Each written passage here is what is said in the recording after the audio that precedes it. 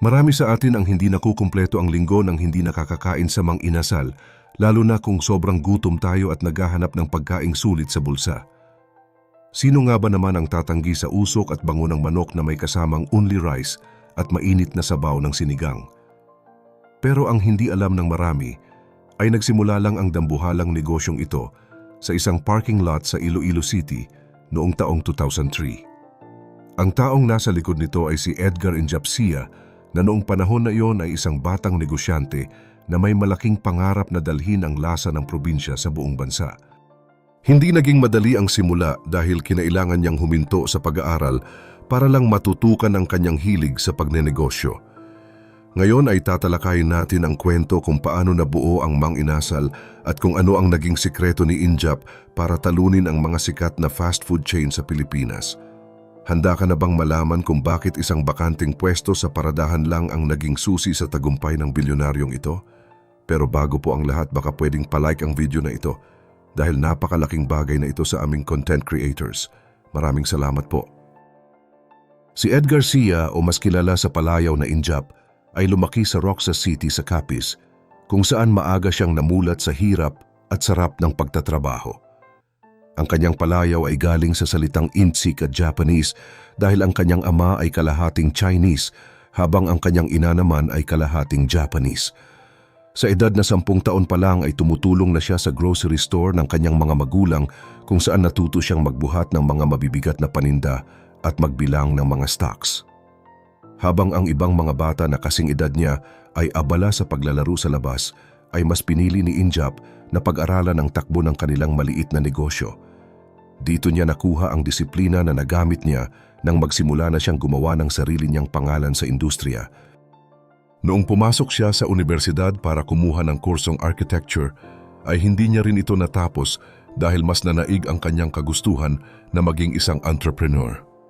Isang taon bago siya graduate, ay nagdesisyon siyang mag-drop out para subukan ang iba't ibang maliliit na negosyo gaya ng hotel, laundry shop at photo developing center. Kahit na kumikita na ang mga ito, ay hindi pa rin kontento si Injap dahil gusto niya ng isang negosyo na pwedeng lumabas ng probinsya at makilala sa buong Pilipinas. Ang malaking pagkakataon ay dumating nang alukin siya na mag-arkila ng isang espasyo sa parking lot ng isang mall sa Iloilo. Kahit wala pa siyang malinaw na plano kung anong itatayo niya roon, ay kinuha niya agad ang pwesto dahil alam niya na bihira ang ganoong klaseng offer. Dahil nakuha na ni Injap ang pwesto sa parking lot kahit wala pa siyang malinaw na plano, sinimulan na niyang mag-isip kung anong klase ng negosyo ang itatayo niya. Mahilig kumain si Injap sa mga sikat na fast food gaya ng McDonald's at KFC at hangang-hanga siya sa sistema ng mga ito dahil madali silang paramihin sa pamamagitan ng franchising. Pero may isang bagay siyang napansin na wala sa mga higanting kainan na ito, wala sa kanila ang naghahain ng pagkaing Pinoy gaya ng inasal na manok. Dito niya naisip na dalhin ang sarap ng barbecue mula sa kalsada patungo sa loob ng mall. Pinangalanan niya itong Mang Inasal na sa salitang Hiligaynon ay nangangahulugang Mr. Barbecue. Pero alam niyo ba na muntik nang magbago ang pangalang ito dahil sa paniniwala sa swerte? Ang tatay ni Injap ay naniniwala sa Feng Shui at gusto sana nito na gawing 8 letra lang ang pangalan ng negosyo para maging swerte gaya ng Jollibee at Chowking. Gusto ng tatay niya na alisin ang letrang A sa salitang Mang para maging 8 letra lang lahat. Pero ipinaglaban ni Injap ang orihinal na pangalan dahil nakita niya na ang Banco de Oro ay may 10 letra pero matagumpay pa rin naman. Pumayag din ang kanyang ama sa huli at pinahiram siya ng puhunan na nagkakahalaga ng 2.5 milyong piso para simulan ang pangarap niya. Noong December 2003, formal nang binuksan ang unang branch ng Mang Inasal sa Iloilo at dito na nagsimula ang mahabang pila ng mga taong sabik sa bagong lasa.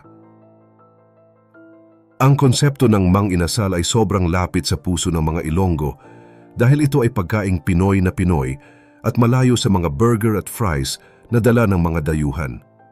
Dahil sa sobrang lakas ng unang branch, naramdaman ni Injap na handa na siyang dalhin ang negosyo sa labas ng kanilang probinsya. Sa loob lang ng 3 taon, umabot na agad sa 30 branch ang Mang Inasal. Noong taong 2005, Dahil sa tuloy-tuloy na pag-angat ng kanilang brand, binuksan na ni Injap ang negosyo para sa franchising. Noong una ay nakatutok lang siya sa Visayas at Mindanao hanggang sa dumating ang oras na kailangan na niyang subukan ang swerte sa Luzon at sa mismong Maynila. Dahil si Injap ay galing sa probinsya at bihirang pumunta sa Maynila, itinuturing niya itong isang malaking hamon. Pero hindi siya nabigo dahil maging ang mga taga Maynila ay nahulog din ang loob sa sarap ng inasal mula sa Iloilo.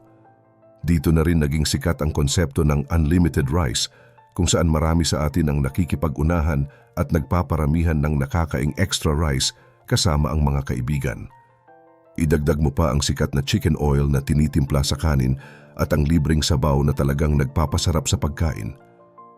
Marami ang mas gustong magkamay habang kumakain dito dahil ito ang tunay na kulturang Pilipino na hindi mo mararamdaman sa ibang fast food.